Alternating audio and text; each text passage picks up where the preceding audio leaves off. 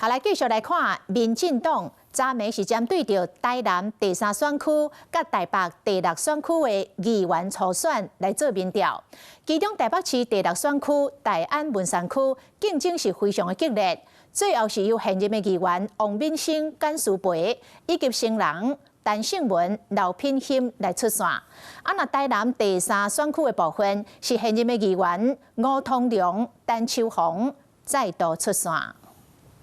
做伙固定会去今仔日暗时10点半，唯一支持刘品欣。民进党勇强会新人刘品欣要挑战台北市大安文山区议员，为透早就伫咧选区步行口暗时9点多。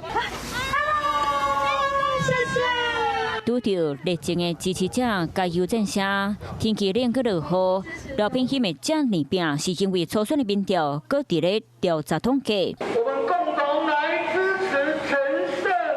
立委王世坚嘛陪主题兵陈胜文民调电话会暗时6点开始，王世坚嘛看出要陪陈胜文拼到上尾，毕竟大安文山初选6饼是无人敢代替，毋那台北第南民调嘛同齐进行。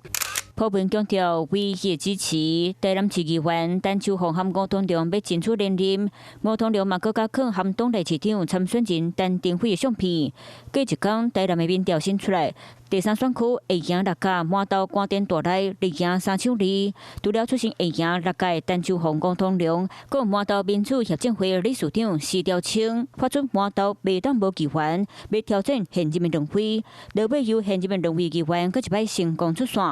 那北市第6选区大安文山市6抢4，现任议员简书培、王敏生、含新人刘品欣、陈胜文、高永凯、徐金红，落尾由现任的两位议员，搁再加上刘品欣、陈胜文4人顺利出线。未来我会努力的成长自己，把地方的服务做到更好。最重要的是，力拼年底大选也顺利过关，为大安文山争取更多的建设。民进党伫市议员初选开始拍，10号暗时下会做北市中正网架和台南市东区民调，各派人马拼初选。